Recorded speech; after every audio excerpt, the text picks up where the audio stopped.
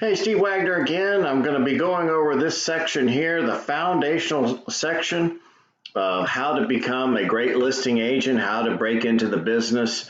So yes, part one, foundational. We're going to be answering the question, how do I become a listing pro? How do I break in the business? There are four phases. Phase one, we got to set a plan and get in motion, have a presentation. Because as soon as you put this plan into motion and start prospecting, you're going to be asked by a seller to come talk to them, and you need to at least have your presentation up and going at that particular point. You may not have it totally mastered, but you need to have it up and going. And then this particular section, part one, it kind of ends once we have actually set an appointment and pre-qualified them. So let's go ahead and dive into this particular area as well. So it all begins with a plan, and the investment time that you'll need to put into this particular phase up front is about 2 to 5 hours. I'm thinking more like 5-ish hours, to be honest with you. But if you're spending 20, 30 hours on this stuff, then you're doing too much at this juncture. And just keep in mind that some things you don't just do once and forget about them for the rest of your life. You're always revisiting your planning, aspect. You probably set a new plan at least once every year, but sometimes you go back and look at your plan and revitalize it, reinvent it, shake it up at least once, twice a year. So behind every successful endeavor lies a great plan and process. If you ever see success, there is a plan and process behind it. I know Tony Robbins used to always say that if you want to become successful, find someone who is successful and study what they've done and see if you can get a blueprint from them. Because behind every plan, whether they realize it or not, that successful person, there is a process that led them there, and it can be replicated. VPR has many classes and groups to help you determine your success strategy. And I say your success strategy, again, replicating other people, but generally what we do is we take maybe 20% from this person, 20% from this person, maybe 5 successful people. We take our 20%, we create our own success recipe. So I've got an article here. If you look at it, I think this one establishes the right perspective. It's a pretty good article. It's a National Association of Realtor articles on how do you measure success, get your career on the right path. I want you to read this. I'm not going to obviously read it in this video. And by the way, all these videos have these articles have additional articles to read that are related to it. But I think this will be very helpful in kind of getting your paradigm set up for creating a plan for success. Newer agents, I recommend that you ultimately strive for a ratio of 50-50. That's 50% listings, 50% buyers. And when I say it's ultimately strive for down the road. In the beginning, most agents kind of break themselves in with, say, 2 or 3 buyer side transactions just to kind of get their feet wet. Buyer agency side requires far less preparation and skill.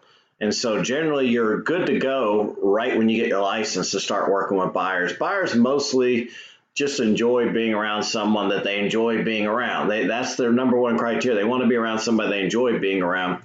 Obviously having a lot of information and knowledge about the area and the market and being a good negotiator, knowing the processes of, working with buyers and getting them, finding them a house and getting them under contract and troubleshooting through the closing and attending closing. Obviously, that's all what all you want to know, but you're kind of on the job training as a buyer agent. And I've seen a lot of people just get their license, fall in, and do just fine. So ultimately, if you're doing things right, you should be able to generate 1 buyer sale for every listing you obtain. So that's what this is about. It's about obtaining independence. And I believe you really can never be independent if you don't have a few listings that are bringing in buyer inquiries. Again, as you evolve as a realtor, if you're like me, you're probably going to opt for a ratio closer to 75% listing sales and 25% buyer sales. So you ask, well, what am I going to do with the rest of the buyer sales? Well, you're going to refer them out, or you're going to ultimately create a team and put the buyer agents on, 60-40 splits. Some of people put them on 50-50 splits or whatever, 70-30 split, whatever's a win-win, whatever makes the sense in your team plan, your value proposition you have as a team plan. I'm going way down the road talking about you already creating a team, but you start as maybe getting a couple buyer transactions under your belt, and then, maybe going 50-50 and ultimately going to 75-25 if you're like me. Anyways, to start, I also recommend anticipating or factoring in a 60 to 70% listing presentation win rate.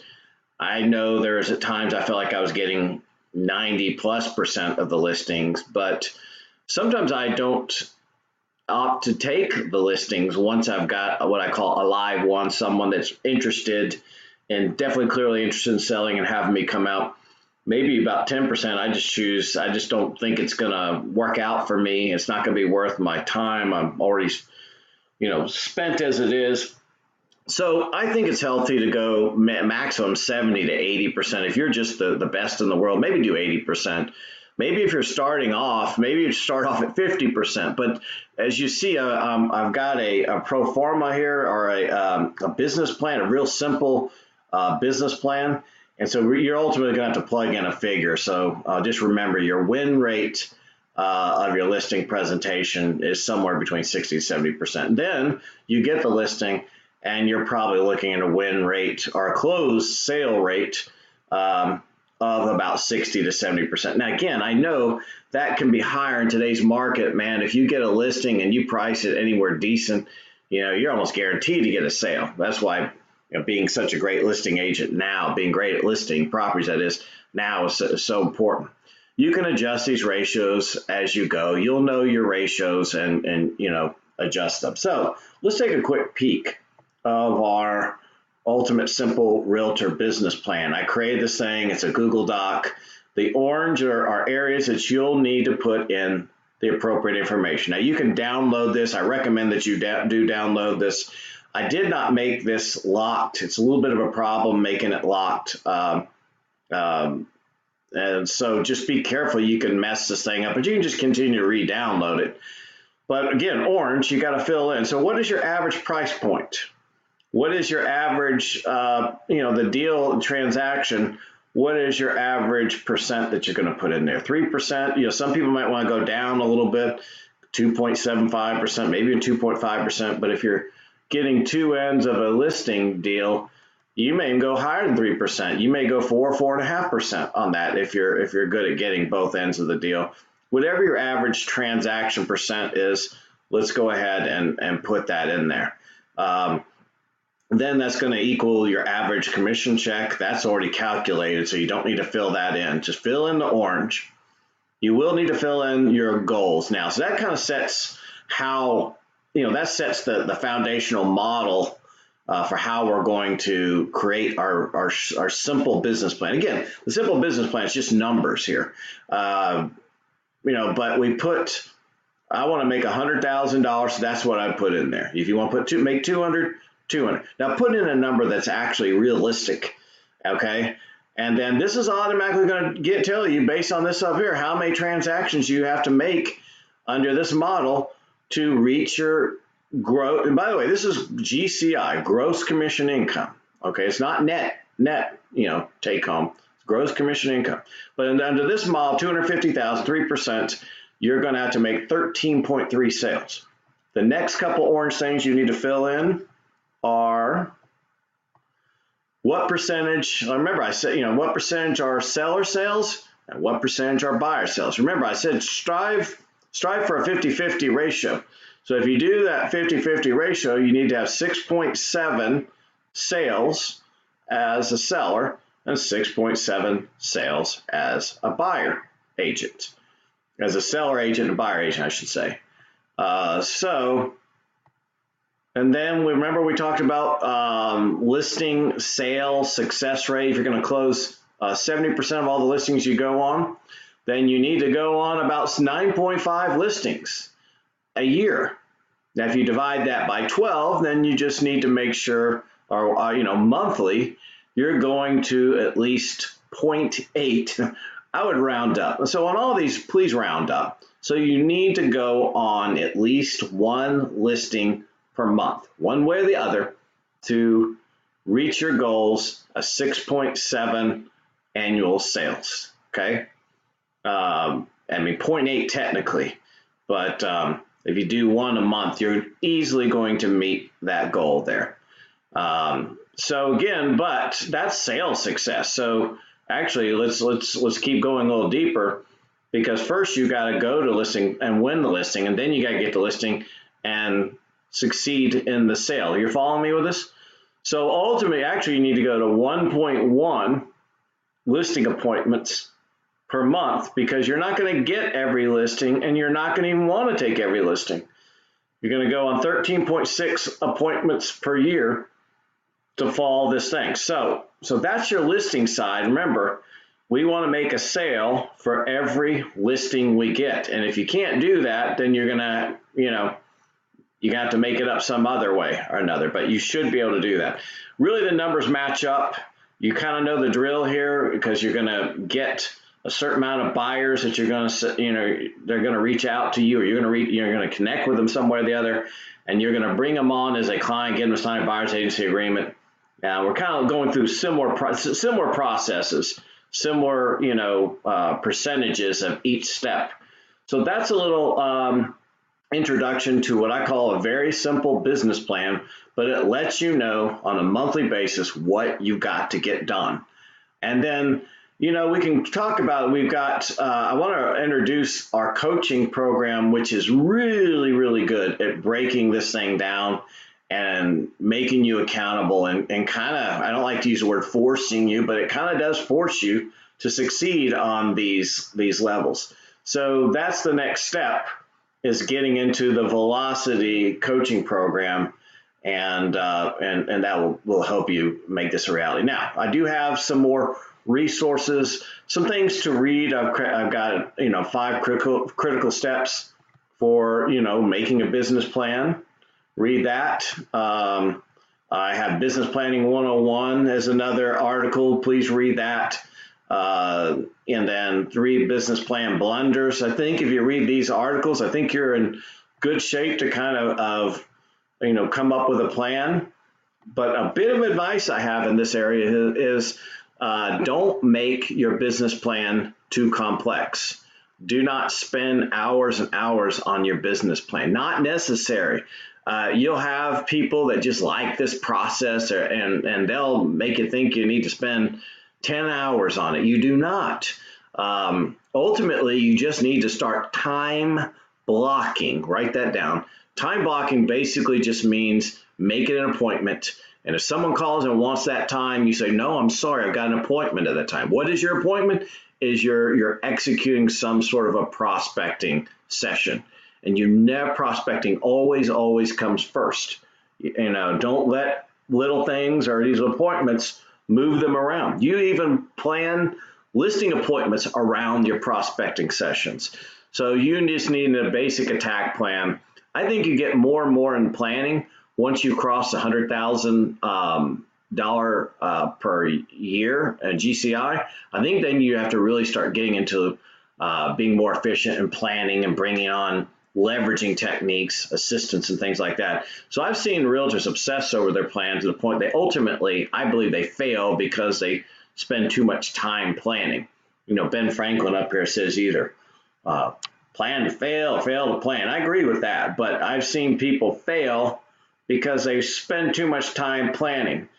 Honestly, out of the gates, use my simple business plan, start taking action, start prospecting immediately, and so forth. So the more complex and detailed, the less likely you'll be able to see through all the nonsense, as you call it, and realize your main objective. So if you just want to make a big deal about planning, well, I've got the mother of all planning thing. This is Tom Ferry. He has this online.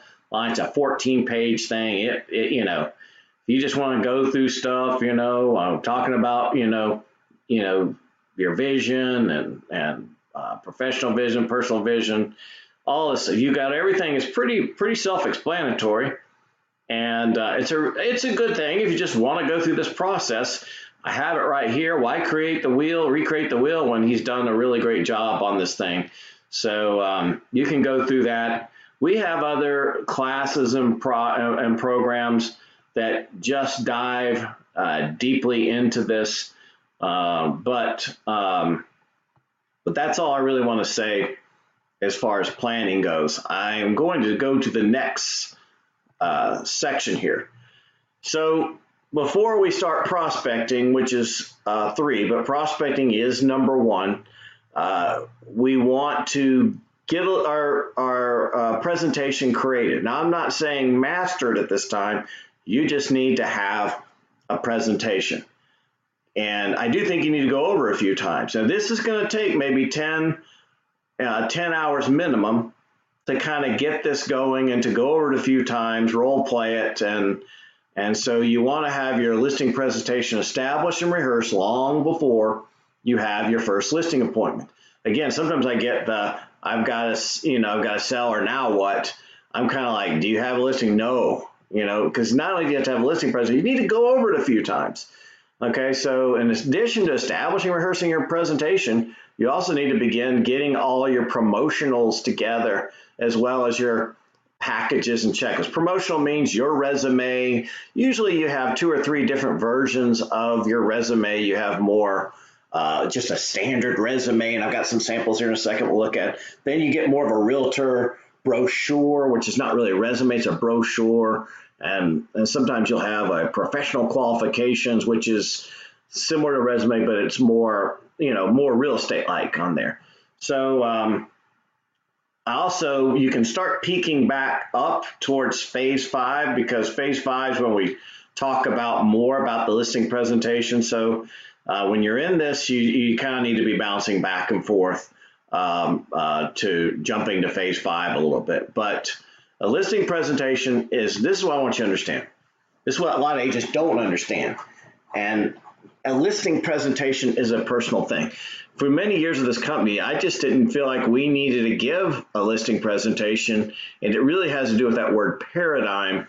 It's the way someone thinks, the way someone views the world. So the way I view the world was I didn't get any help early on. I did go to some courses and they gave me some assistance, but I didn't even just follow what they said. I guess that's the entrepreneur in me, and I sometimes struggle with understanding that other people don't have that entrepreneurial gene or instinct or drive or something like that. But your listing presentation is a personal thing.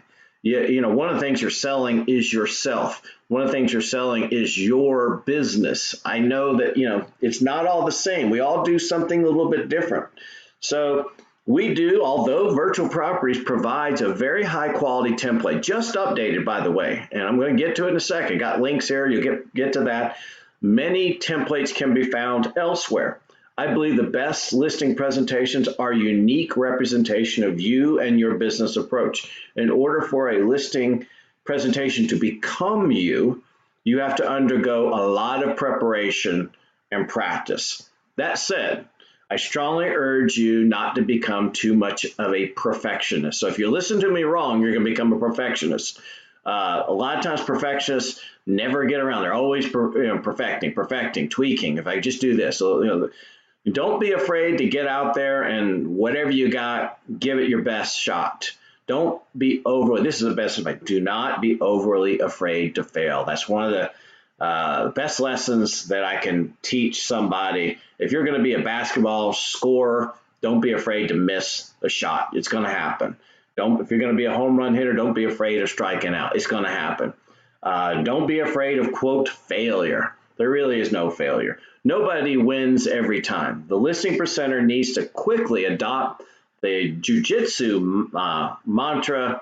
You either win or you learn. And so when you win, you don't really learn that much. You learn a little bit, but you really don't learn that much. But when you don't win, you learn a lot. I have found you know, that occasional losing is actually a good thing because that's when all my learning took place. I hate to admit that, but that is absolutely the truth. Nobody likes to lose a potential listing, but most of my improvement and growth came only after my misses. Although winning is what pays the bills, winning also tends to make us cocky and overly satisfied. So it's just a matter, if you're going to be a home run hitter, you're going to strike out. To be a great listing presenter, you must always be growing and improving. The key is to never give up. That's the key. Don't ever give up. Don't get negative. Don't become cynical or whatever, just negative, or become overly negative. Anyways, in baseball, the greatest home runners, we've been through that part. The key is just keep stepping up to the plate and swinging. Always use setbacks as a tool for improvement.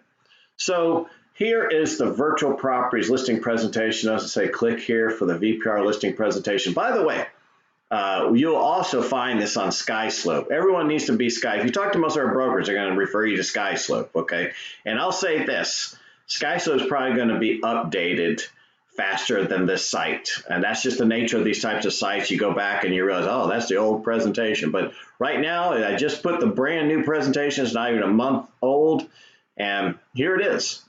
And I'll probably in another video, I will explain how I would present this presentation, but most of it is somewhat self-explanatory. But most importantly, here it is. So you can download it from here. And so just remember that's there. Now we have a digital flip chart version.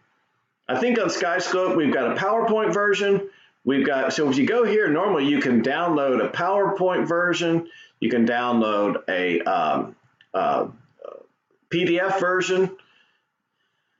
Here's the online already there digital flip chart version. It's got my account up here in the upper left-hand corner. Don't worry about that.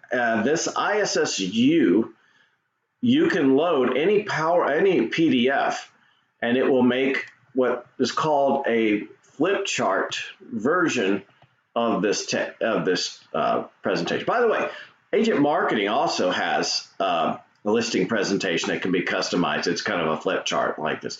It's kind of cool, where you can go over this, especially with an iPad. You can go through the whole listing presentation and so forth here. So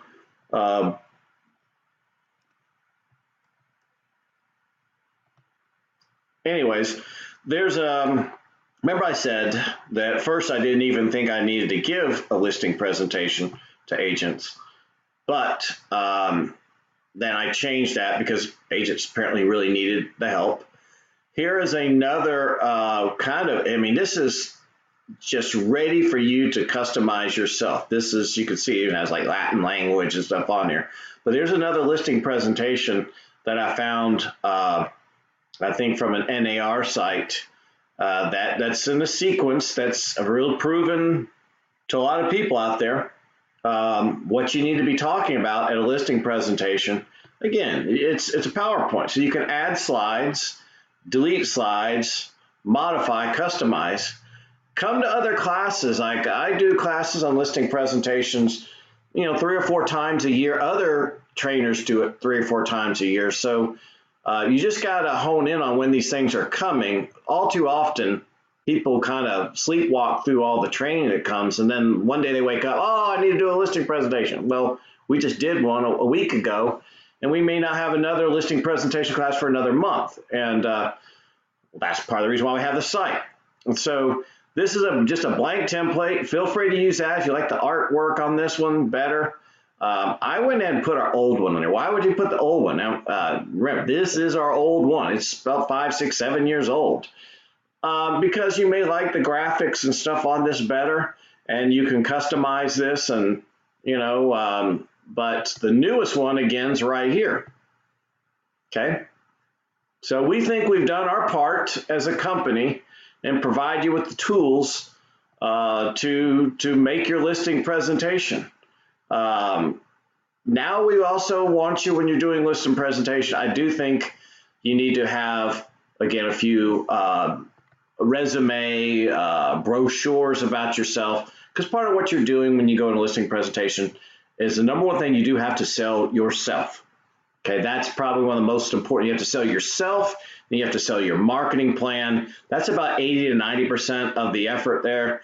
And then you also have to sell your company, your service, yourself and your service. But you can have a great plan, but you got to show your ability to deliver that service and to do some of the troubleshooting and whatnot that comes with being a listing agent. So that's just an example. You could just type that up there. That's here's another agent resume example. You can copy and paste that and put that on there. And then here's a guide to creating a resume. So no, you can't be said that you don't know how to create a resume. These are different people, different slants and angles as to how it could be done. I think they'll even allow you to download that one right there. And here's a basic template that we have that you can download. And again, you got to customize it. It's just like anything. I mean, if you're going on a job interview, that's what you're doing. You're going to a job interview and you're asking them to pay you sometimes $25,000, $30,000 because you're going to ask for, 6% in a lot of cases. Here's another brochure template that you can start customizing. Well, that's very simple. There's no pictures. It's just bullet points, and it's something you can download and customize, where it goes over the services that you plan to provide, your qualifications, and here, take Steve Wagner out and put your name in there. Talk about you personally, and more in a bullet point, or it can be narrative standpoint, but I use this one and it works well for me. It's not real pretty, but it covers everything and it gets the job done. I've won many listings with that format and would still win many listings. Now here's a little link to a Vistaprint. Really, you can go through this right online and have this thing printed and delivered to you in just a matter of days. And so they've got all the templates here, and the technology's there where you can customize it right down the spot. Again, put a credit card in there. Very inexpensive. This is just you'd be paying for these at this particular phase. You'd be paying just for the template, but then for a very small amount, you can go ahead and have these things professionally printed on really high gloss paper and sent to you. This is a realtor article on professional brochures. Again, we moved away from, quote, resume. Now we're going into brochures, talks about what really needs to be on there. Good article on what needs to be done, what's a good brochures. Again, you got more articles here you can go on, but don't let it be said that you don't have the knowledge and the resources to get that done. This is just about personal branding in general, because that's what you're trying to do. You're trying to, it's like we need to, it's like the, maybe it's my connection's interrupted there. I believe it's still there because I've seen that here recently. Now, we're also going to be selling the company when you get there. And we've got a lot of other graphics I'm going to be including here, but this is the one that I would be using right now. And it's a good thing that sells the company Virtual Properties by the numbers. Real pretty. If you put on glossy paper, it's going to look really, really nice.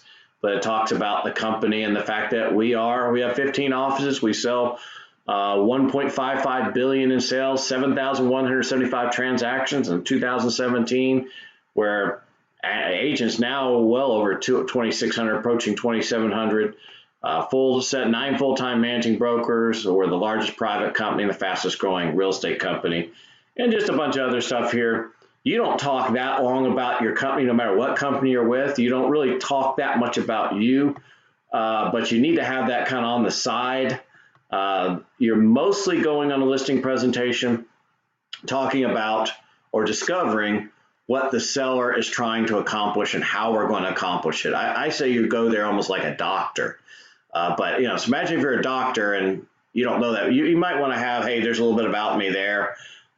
You just need to have it there. You just don't spend a lot of time talking about yourself. So Let's talk about presentation methods. We get back to the presentation aspect again. Most people use a PowerPoint or Keynote for Mac. Macs, they call it Keynote, and for a PC, it's called PowerPoint. I always have a 3-ring binder version. Instead of using the 3-ring binder version, you can get the paper flip chart. You can get those at Office Max, Office Depot, iPad, and so I generally will have all these. Okay, I always keep an iPad in my briefcase or an Android tablet. I like sometimes you have a larger screen on the PC, that works better. It's a little more control there. Again, we've got the electronic flip chart. You can get a subscription with this ISSU. It says it can't be reached. I wonder why that's doing that. But the ISSU, just so you can say that you can get a free account there. But for a small amount, I think if you get the free version, there may be some ads running there, and it'll convert any PDF into a flip chart presentation. Pay a little bit of money, no ads. Sometimes people will go to a printer and they will have like a, probably 4 to 6 to 8 page booklet, kind of thick, stock, glossy paper. It's like a book, and so you do the presentation through the booklet, and that's a very, very highly professional way of doing it. Again, I think to some extent you do all this stuff. I know some agents that just no frills, no money. A lot of people get caught up on the frills, and I think that it's really because they're insecure, so they're trying to make it up in other areas. But I see people just, basically staple a presentation and give them kind of the presentation. With today's ability to make color copies easily and inexpensively, people are doing a lot more. Moving a little bit away from these 3-ring binder types or in those sheet protectors to something you actually hand out. Again, this is the next level. And a lot of these printing companies, it's not hard to create these things and have them on your doorstep in less than a week. Okay, so most elite presenters, listing presenters, have a short version, a medium version, and a long version. The short version has to do with personality types or situation types. Some personality types are so antsy they want a 30-minute or less presentation. Sometimes you just have a short window, and that's just the way it is. You can't have a 3-hour presentation because you're just not going to get the job done. So you have to ultimately, I know up front it's hard to do this, but ultimately you need to have a short, medium, and a long one, and you just need to have the wisdom and experience and ability to know which one you got to give at which time. Now, a lot of times when you're at the pre-qualification stage, that's when you're setting the appointment. You try to ascertain how much time you got, and you try to read what type of person you're dealing with. Accountants, again, they're the 3-hour ones, okay? And, the engineers, the accountants, but some of the people that are more ADD, like they just will explode in 3 hours. I've talked enough about that. What are the main things you talk about when you're at a listing presentation? Because we're in the listing presentation construction phase.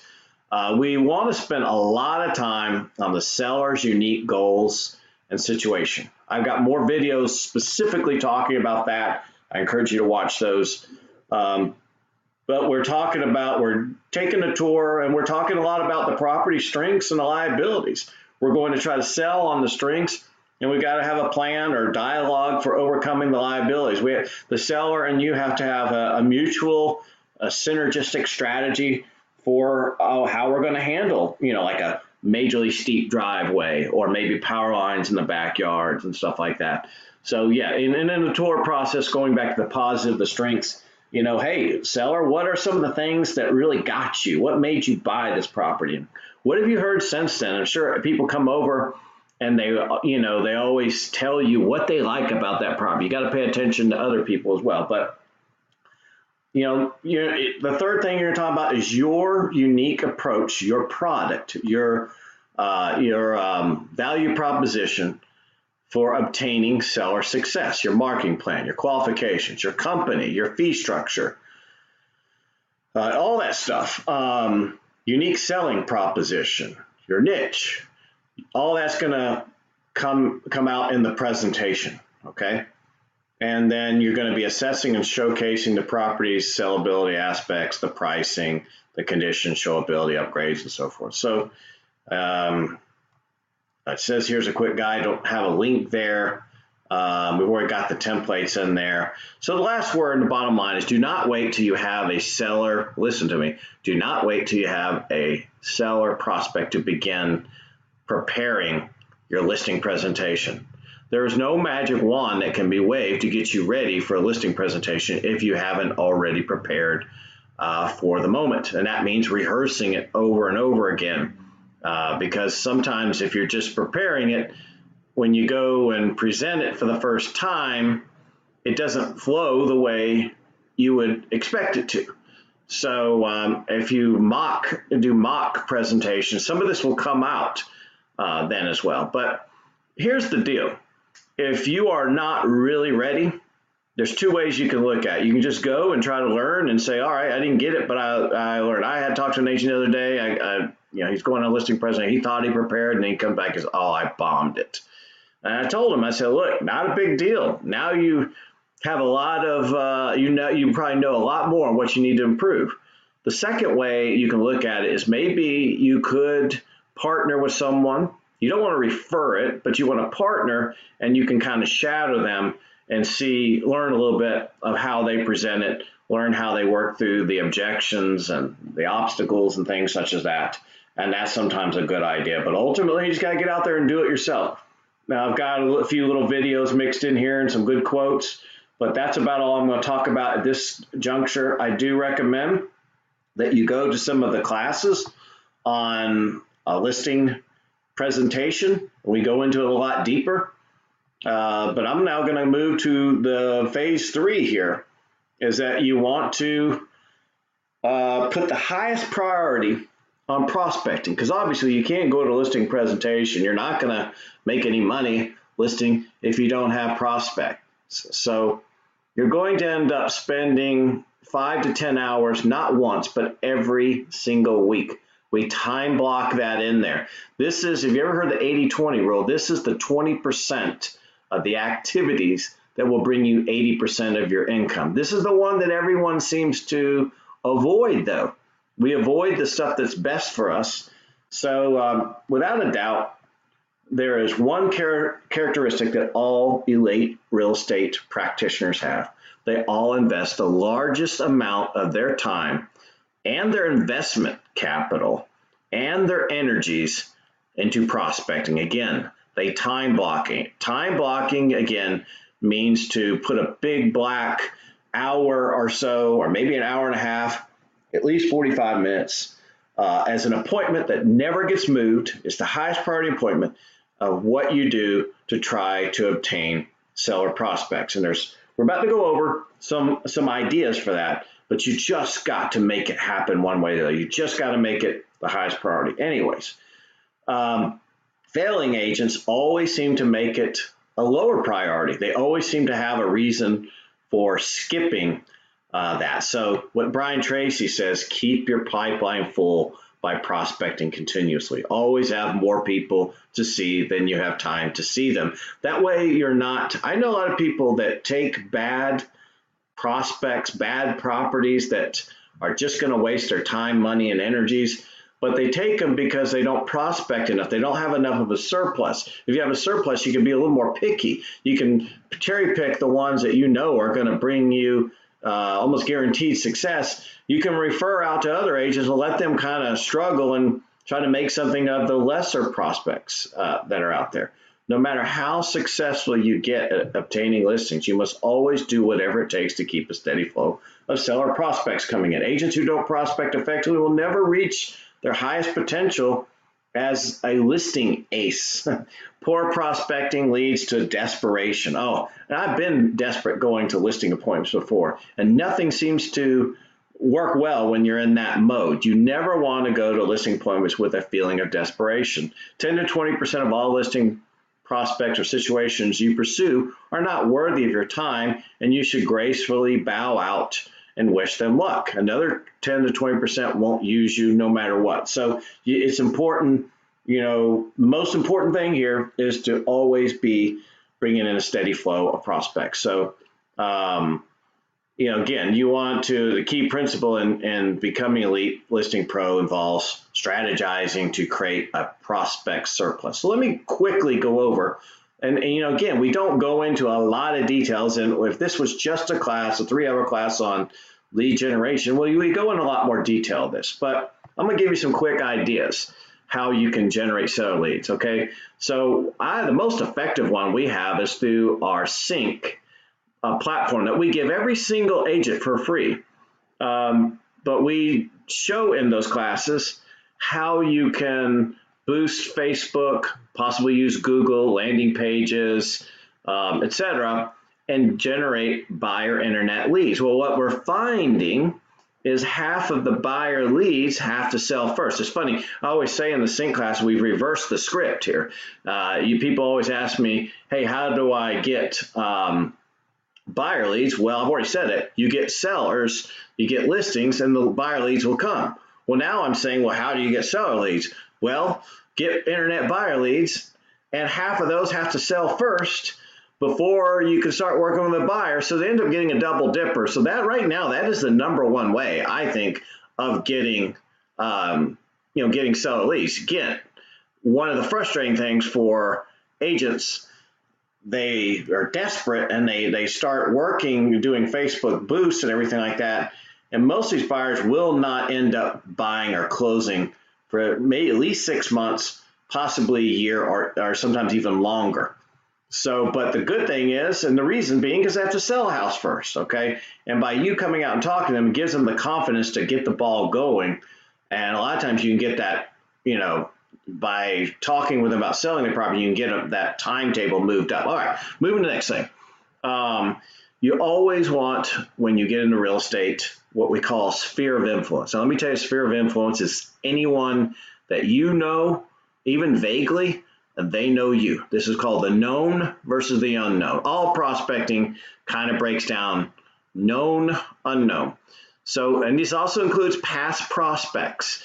Anybody you know, you want to start a personal branding campaign, and you want to start always reminding them you work with sellers, you work with buyers, and throwing out some offers for them that will stimulate a call. But you also need to be calling them, and we go over all the scripts and the process there. But anyways, so you want to get their business when they decide to buy, sell, and buy. But also, even some of the people never will use you, but they'll refer you people. So again, sphere of influence, making calls to them periodically, ask them, hey, are you going to be buying or selling now or in the near future? Do you know anyone? I really, I'm trying to meet some goals, and I just want to see if you know, and have you heard of anybody? Well, if you do hear of someone, will you please remember me and just give them my card, or more importantly, let me call them and offer my services to them. And you'd be surprised by doing this, it works. All right, so obviously number 3, expired listings. That's pretty easy target there. They're with another agent. It doesn't sell. Generally, it's overpriced, not in good condition, or whatever, not in presentable shape, that is. And now they're expired, and you want to go and be the next agent and get the job done. A lot of competition in that, but it's definitely at the top of everyone's list of how you get sellers, because they're identifiable. The next identifiable one are for sell by owners. And then number 5 would always really work for me, and it worked for Mike Biernick, one of our top listing pros in the entire 2,700 agent company, are geographical target market mailers. Now, he sends these same mailers to his sphere of influence, and that helps the branding process. But what you want to do is probably target 500, 1,000. I used to target around 3,000 people around where I lived and where I had a lot of signs up, other marketing. I would send postcards on a regular basis And I would always get calls from the postcard. Now, I've had some other people try it once or twice. They didn't get the calls. They got dejected. I do think postcards don't work quite as well as they used to work, but they still work, especially if you do a well-designed, high-quality card. But anyways, mailers, doesn't have to be postcards, could be letters, and there's a lot of techniques for that. Still works, no doubt about it. GTM stands for geographical target market. That's just working the area around, probably usually where you live. Now, door knocking, it still works. Sometimes you can do an hour, 2 hour door knocking session and not get a listing. I've known my wife to do it, and she's gotten 3 listings in one 1 hour session. Followed up next time, got no listings, but she always seems to get 1 or 2 people that are nice to her and say, yeah, I'll be interested in talking to you in 6 months or a year. You just have to get that information, take that information, put it in your CRM. And remember, we've got Commissions Inc., the best CRM around, and keep up with them and brand yourself from that point forward. It always works.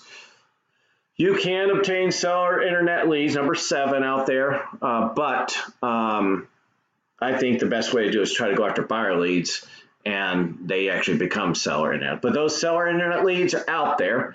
And again, if you go to a prospecting class, we can talk more about how to get those specifically, but they are out there.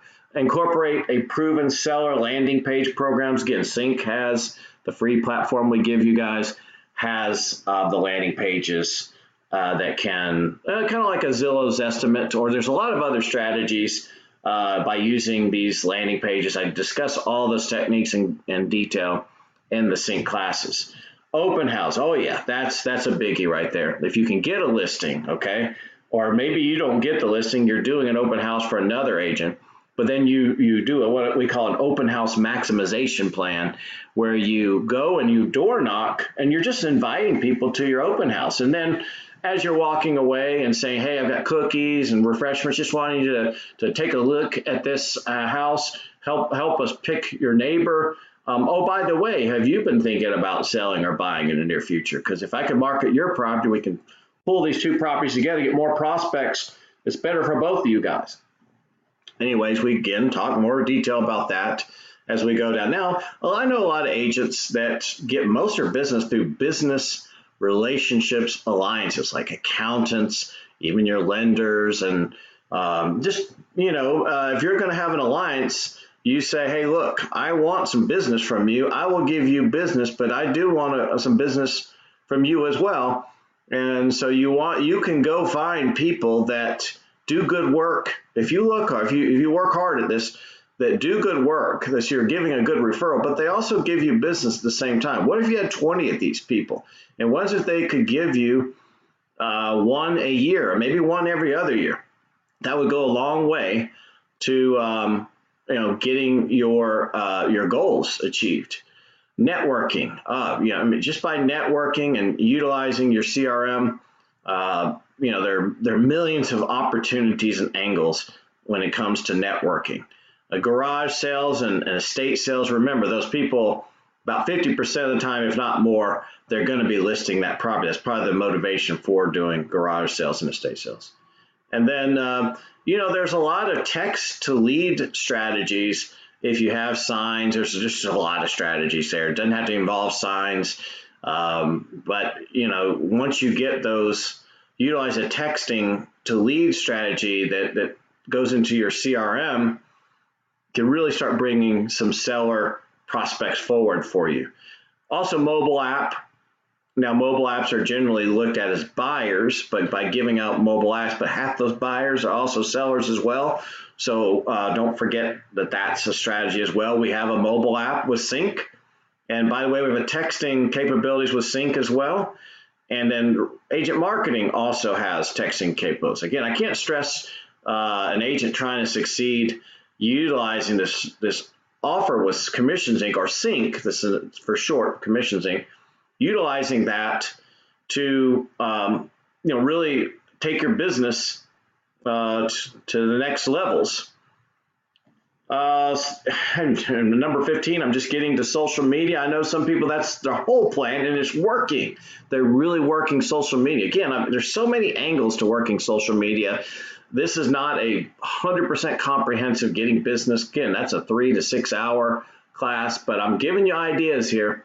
Working social media, have a direct and indirect strategy.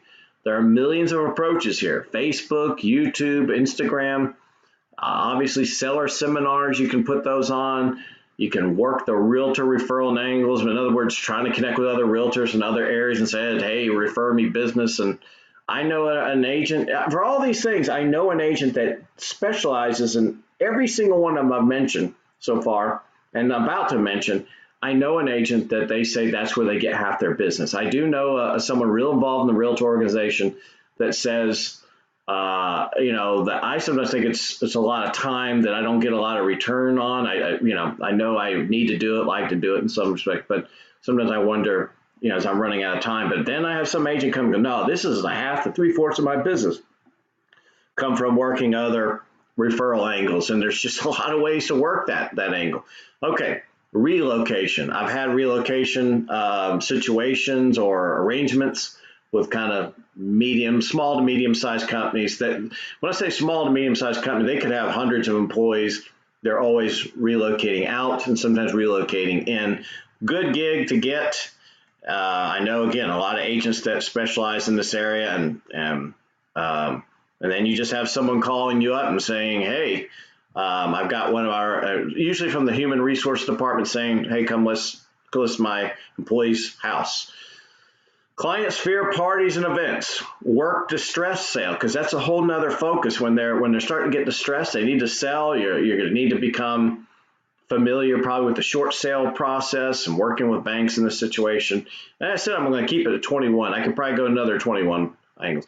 Affiliate with new home sales agents. A lot of times they're buying there, but then they've got to list their property to buy there. If you have good angle with new home sales agents, they'll call you up and say, look, we got a prospect that wants to buy here, but they need to sell first. And they don't do that. So there's 21 ideas. Now we're going to move to the final phase of phase 4 here. And this is setting the appointment. I entitled this, selling the appointment, because that is the primary objective. When you've got a potential seller that's talking about possibly, inquiring about your services, be careful to not mistakenly sell your listing service on the phone. And remember what I just said, don't sell your whole product. You sell the appointment.